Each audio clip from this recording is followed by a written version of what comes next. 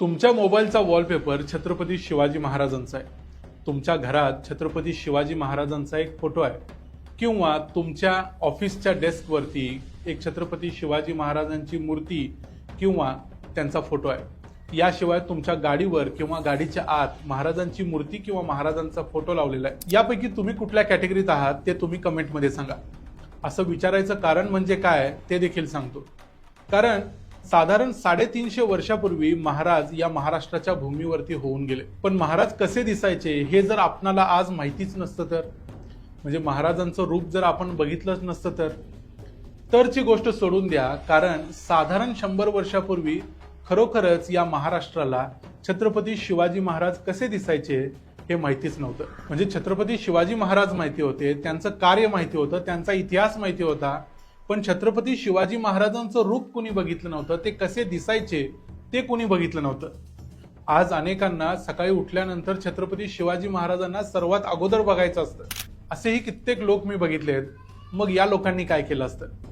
कारण छत्रपती शिवाजी महाराज कसे दिसायचे हे साधारण 100 वर्षापूर्वी आपणाला माहितीच नव्हतं. त्यावेळी लोक काय करत असत तर त्यावेळी निकोलाव मनुची नावाचा एक इटालियन प्रवासी होता. तो मोगलांच्या सैन्यात देखील होता. तो स्वतः एक चित्रकार असल्यामुळं त्यानं मोगलांच्या एका सरदाराचं म्हणजे मोहम्मद इब्राहिम अर्थात महाबत खान याचं एक चित्र काढलं होतं. याच महाबत खानाच्या चित्राला अनेक वर्ष महाराष्ट्र छत्रपती शिवरायांचं चित्र समजून त्यांचीच पूजा करत होता. महाराष्ट्रात सगळ्या सरकारी कार्यालयात आणि अनेक ठिकाणी सरकारी कार्यक्रमात देखील छत्रपती शिवाजी महाराज म्हणून याच मोहम्मद इब्राहिमचं चित्र वापरलं जायचं. त्या काळातलं सरकार हे इंग्रजांचं सरकार होतं. त्यामुळे सरकारला छत्रपती शिवाजी महाराजांचं हे खरं चित्र आहे की नाही हे शोधण्यात जास्त इंटरेस्ट नव्हता. त्यामुळे सरकार देखील तसंच चालू होतं आणि छत्रपती शिवाजी महाराजांचं ओरिजिनल चित्र कुठलं किंवा त्यांचं खरं रूप कसं होतं हे शोधायची गरज कुणालाच वाटत नव्हती.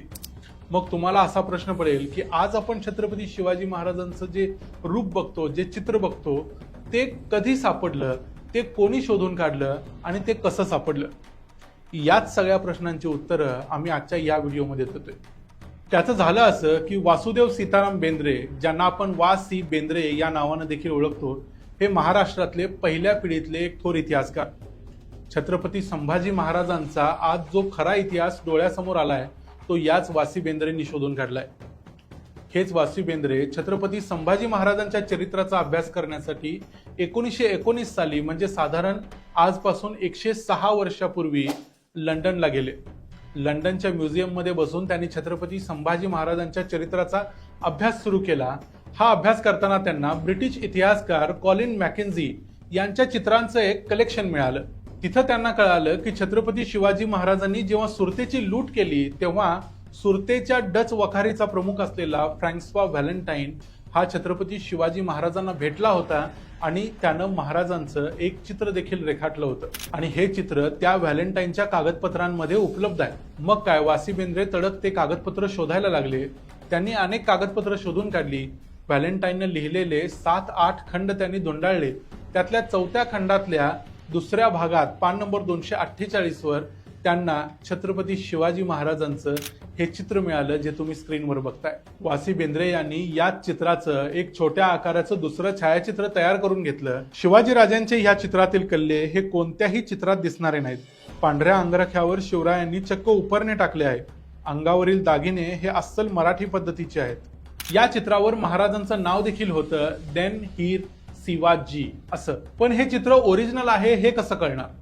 कारण या चित्रांचं हे कलेक्शन व्हॅलेंटाईननं 1726 साली म्हणजे महाराजांच्या मृत्यूनंतर साधारण 46 वर्षांनी प्रकाशित केलं होतं. म्हणजे हे चित्र उत्तरकालीन देखील असू शकतं. पहिल्यांदा असं समजलं जात होतं की छत्रपती शिवाजी महाराज जेव्हा सुरतेवर स्वारी करून गेले तेव्हा व्हॅलेंटाईननं शिवाजी महाराजांचं हे चित्र काढलं.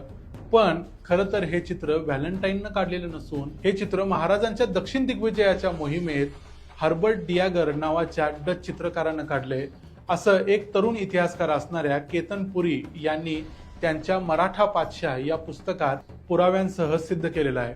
ते पुस्तक तुम्ही जरूर वाचा. हा हर्बर्ट डियागर 1677 साली आपल्या शिष्टमंडळासह महाराजांना मद्रास जवळच्या थेवनापट्टम या ठिकाणी येऊन भेटला. तिथं तो महाराजांच्या बरोबर अनेक दिवस राहिला. महाराजांना समोर बसवून त्यानं हे महाराजांचं चित्र काढलं. महाराजांचं हे चित्र कॉपर एंग्रेव्हिंग प्रकारातलं आहे. म्हणजेच काय, वासी बेंद्रेंना शिवरायांचं अस्सल चित्र मिळालं. 1933 साली मग साहित्याचार्य न. चि. केळकर यांनी पुण्याच्या शिवाजी मंदिरात एक कार्यक्रम घेतला आणि या कार्यक्रमात हे चित्र सगळ्या समाजासमोर आणण्यात आलं.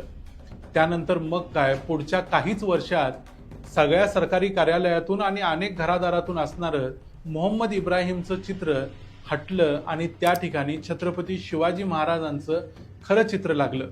त्यानंतर मग पुढच्या काही वर्षात महाराजांची अनेक अस्सल चित्र उजेडात आली. ती सगळी चित्र या चित्राशी मिळती जुळती होती. म्हणजे काय, सर्वात प्रथम महाराजांचं आपल्याला जे चित्र मिळालं ते हेच चित्र. आज रोजी महाराजांची 10 पेक्षा जास्त अस्सल चित्र आपल्याकडे उपलब्ध आहेत. वासी बेंद्रेंनी महाराष्ट्राला शिवाजी महाराजांचं हे खरं रूप दाखवलं. हे वासी बेंद्रेंचे महाराष्ट्रावर उपकारच आहेत. याशिवाय वासी बेंद्रेंनी आणखी 2 महत्वाची कामं केली, ती देखील सांगतो. त्या काळी म्हणजे साधारण 100 वर्षापूर्वी महाराष्ट्रातल्या अनेक नाटककारांनी छत्रपती संभाजी महाराजांच्यावर जी नाटकं रचली त्यातून संभाजी महाराजांची प्रतिमा एक रगेल आणि रंगेल राजा अशी रंगवण्यात आली होती. पण वासी बेंद्रेंनी महाराष्ट्रातल्या तसेच जगभरातल्या अनेक कागदपत्रांचा अभ्यास करून 40 वर्ष संशोधन करून संभाजी महाराजांचं एक चरित्र लिहिलं आणि त्यात त्यांनी दाखवून दिलं की संभाजी महाराज हे एक रगेल आणि रंगेल राजे नव्हते, तर ते एक महान लढवय्ये मृत्युंजयी राजे होते. आणि त्यानंतर मग महाराष्ट्रातल्या अनेक अभ्यासकांनी छत्रपती संभाजी महाराजांच्या चरित्राचा पुन्हा नव्यानं अभ्यास केला आणि त्यांच्या सगळ्यांच्याच लक्षात आलं की छत्रपती संभाजी महाराज हे खरंच एक अत्यंत महान राजे होते, जे छत्रपती शिवाजी महाराजांचा वारसा चालवण्यास अतिशय समर्थ होते. महाराष्ट्रात शिवरायांच्या जन्मतारखेचा वाद जुना असला तरी आज आपण मोठ्या प्रमाणावर सरकारी मान्यतेनुसार छत्रपती शिवाजी महाराजांची जयंती 19 फेब्रुवारीला साजरी करतो. ही 19 फेब्रुवारी ही तारीख अर्थात फाल्गुन वद्य द्वितीया शके 1551 ही तिथी याच वासी बेंद्रे यांनी पहिल्यांदा शोधून काढली. 19 फेब्रुवारी ही तारीख देखील महाराष्ट्राला देणारे वासी बेंद्रेच होते.